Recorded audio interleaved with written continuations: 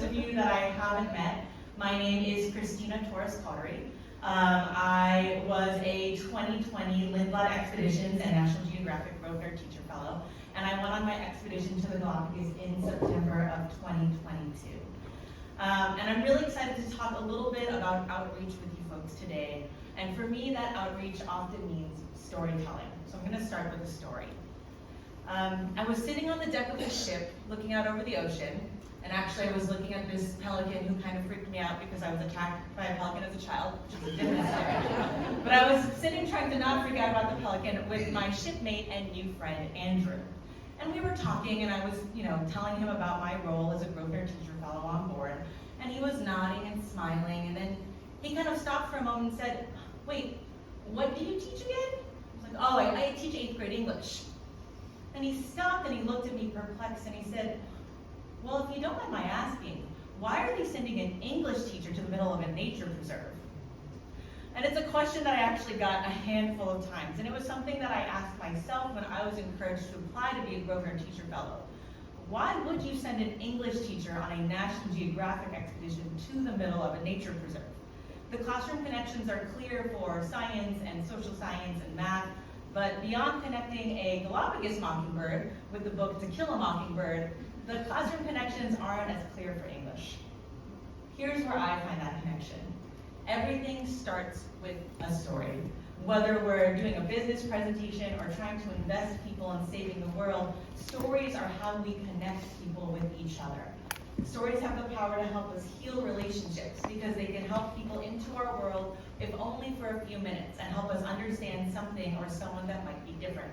So this is my wonderful shipmate, Kelly. Kelly Graham. She is a kindergarten teacher in South Dakota. And one of the reasons I included this photo is because it tells such a story about Kelly and who Kelly is and the kind of exuberance she brought to our ship and to my life. Even though Kelly and I could not be two more different people, it was our stories and the community we created there that brought us together. So when I was given the chance to travel somewhere in the world, from the Arctic to Alaska, my top preference expedition was actually the Galapagos, because it has quite a few similarities to where I've worked and lived for the past 12 years, Honolulu, Hawaii. So this was a little video I created for my students. So that was my school, and then we zoom out. That's the Hawaiian Island chain. And then if we go across the ocean, still near the equator, we get to the Galapagos, which is also, as you can see, a series of islands. And this just illustrates where they kind of are. You can see that's Hawaii in the far left corner and the Galapagos down there. What's really interesting is that while they're obviously very far apart, both sets of islands were created by similar volcanic events, the same kind of volcano. That means that there are a lot of ecological similarities. So for example, this is my favorite photo that I took. This is a baby sea lion, I know. If you look past how cute the sea lion is, which is really hard, you will see that the sea lion is on a bed of red sand. That's volcanic sand that's rich in iron deposits. And it actually looks very similar, those of you who are from or have visited Hawaii, to red sand beaches that we have on Maui. This is a different kind of just landscape shot from one of the Galapagos Islands. And you can see it has a more recent lava flow, so it's got these lava fields. Those of you, again, that are from Hawaii or have been to Hawaii Island, sometimes known as Big Island, it looks incredibly similar. There were times where I was walking along in the Galapagos and it felt like I was walking next to my parents' house in Kona. This is a particular kind of lava in Olelo, Hawaii. It's pahoehoe, like this flowing lava. And it looks very similar to what we have on certain islands at home. There are, of course, some differences, like this friend. This is a marine iguana, and they get big. They get like this big. And then marine, they're swimming. They're swimming with you, which is cool theoretically, but was personally a little terrifying. But like, they are very safe. They're not going to hurt you. They're not going to touch you. But I'm so happy that I experienced it because I was able to tell my students I swam with that. But as you can see, it's also on a lava field.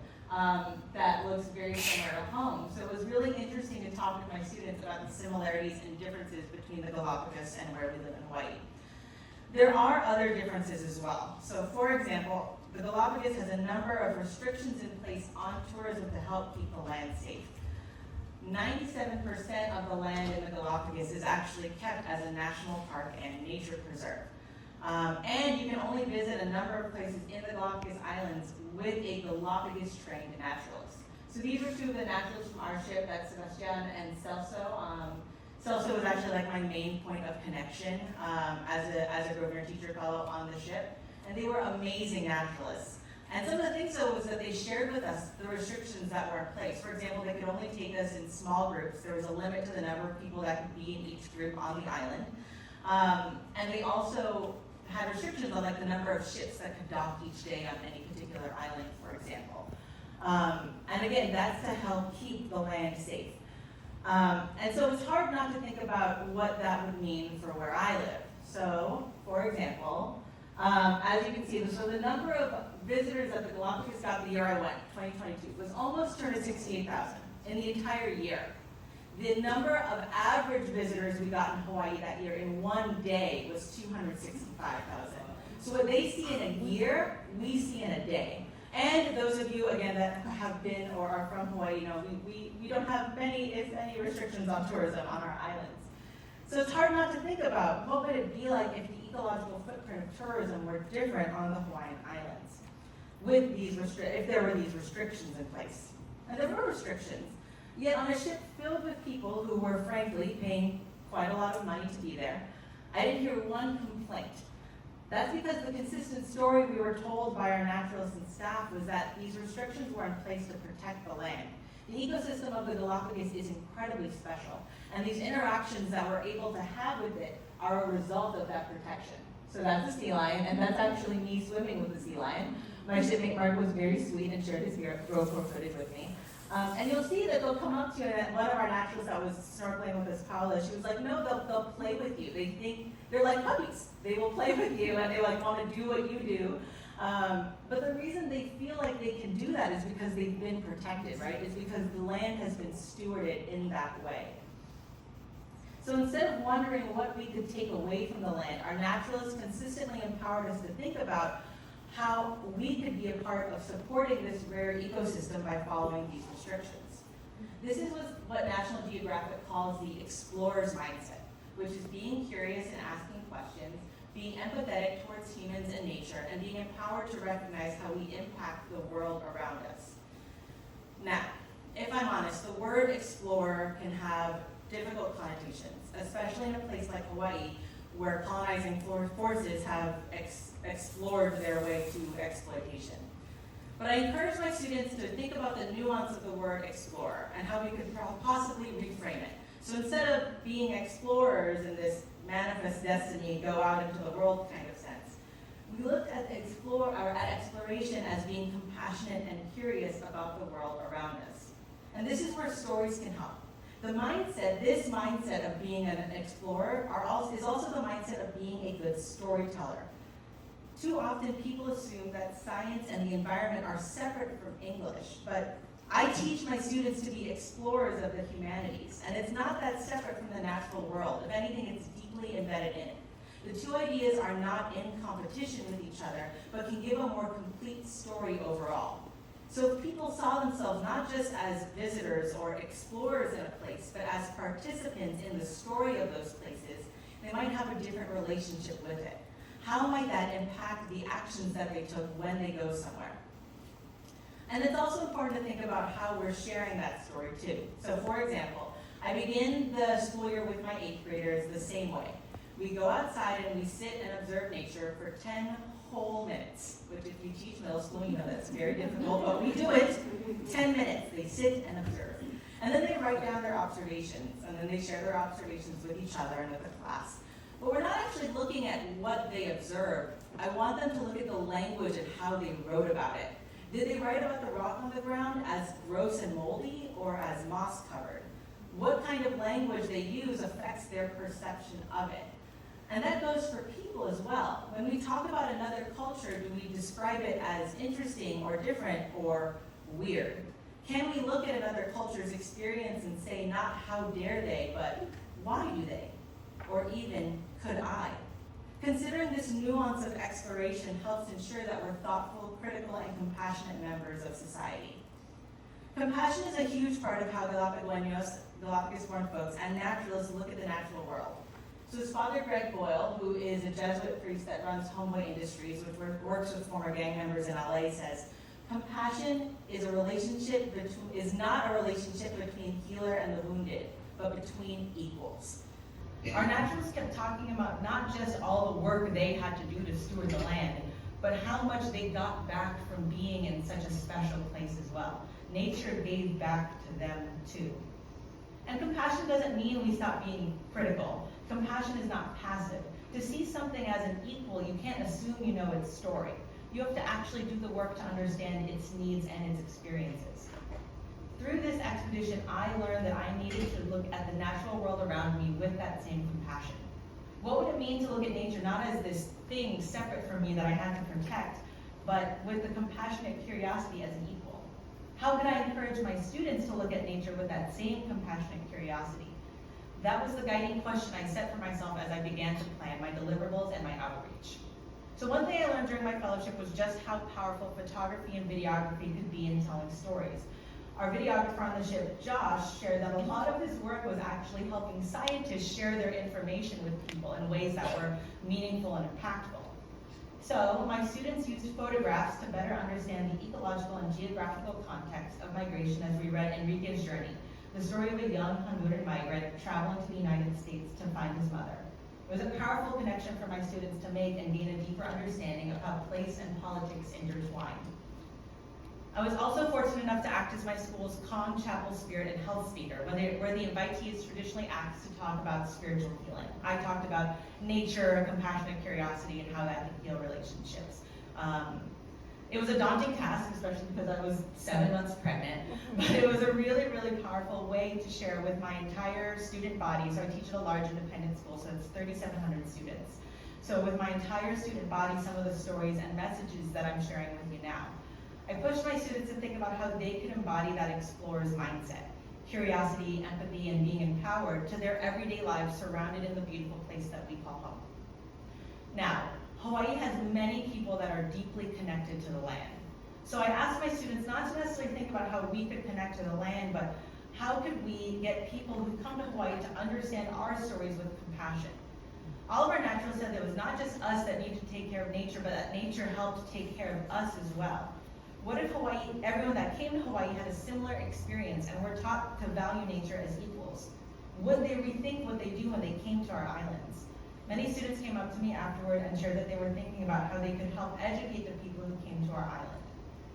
Not only did I get to connect with former students, I also got to connect with teachers that I hadn't previously connected with. So I got to talk to a Spanish 5 class, and I'm going to explain the next slide.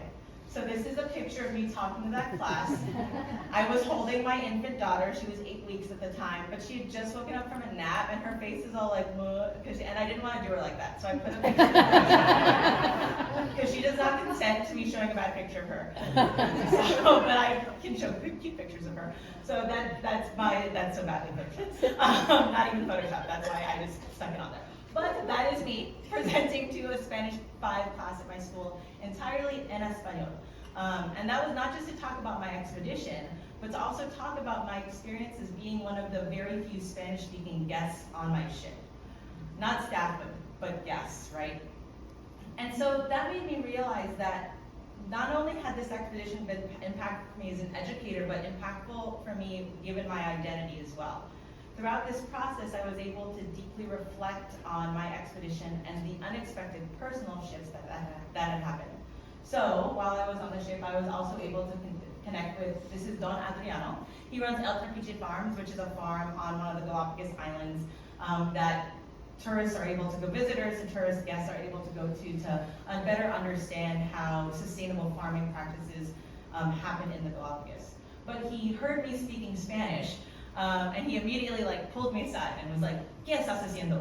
What are you doing here? So I who are you? Why are you on this ship? So I explained to him my role as a Grosvenor teacher fellow And also just a little bit about my background. He was so excited to get to connect with me, and he started showing me videos from his phone and just talking to me about what I was doing and what had taken me to Hawaii and was I gonna move back to Mexico, and just all of these questions about my life. And it was such a really powerful moment for me to think about how not just I had changed as a teacher on this expedition, but how I had changed as a person. Am I different for having seen the strawberry red belly of a frigate bird fly over me on the ship? Did something about me change standing next to a giant tortoise or swimming with a sea lion? Absolutely. And those aren't always things that can be measured in a lesson plan. The explorer's mindset wasn't just important for me to apply to nature, it was important to apply to my internal geography as well. When I boarded the ship, I thought it was to help my students, and it did, but it also gave me an infinitely more valuable gift. It reminded me that I too am still an explorer. It helped me see that I come from a lineage of explorers who left their own countries to go somewhere new, maybe never imagining that the result of that would someday stand on a beach in the Galapagos. Or maybe that's exactly what they had in mind when they made those journeys. It taught me that at 37, there's still lots of adventure to be had in my life. It showed me that being a mother did not mean losing my identity, but rather that it fortifies all the best parts of myself and encouraged me to remain optimistic and adventurous, which are traits I want to pass on not just to my students, but to my daughters as well. I also learned about the beautiful geography of human relationships that came together in this wonderful tapestry on our ship. There were people there on their 14th expedition or taking the singular trip of a lifetime. I bonded with people who had boarded as friends, on honeymoons, as fathers and sons, or as siblings. Ultimately, our experience in the Galapagos was shaped by our relationships with each other, by experiencing it together in community. This was a powerful lesson to share with my students as well. Their relationships with each other helped them build stronger connections with the world around them. What would it mean for my students to understand that those connections can help the epic wave that they caught at Sandy's be even sweeter? And if they were alone, it helps them see that they can create community by telling the story well. In a world where it sometimes feels impossible to have civil discourse, this group of people on the ship from pretty diverse backgrounds came together and made meaningful experiences. This gives me hope, especially at a time when hope feels like a radical act. Geography does not have to be limited to nature, but also includes the beautiful, nuanced, shifting relationship humans have with it and within it. We can use stories of these connections to profit, divide, and oppress, or we can use stories to conserve, connect, and celebrate. If we do the latter, come together and appreciate existing together in the natural world and sharing stories with each other, perhaps we can, in some way, find a kind of paradise. Thank you.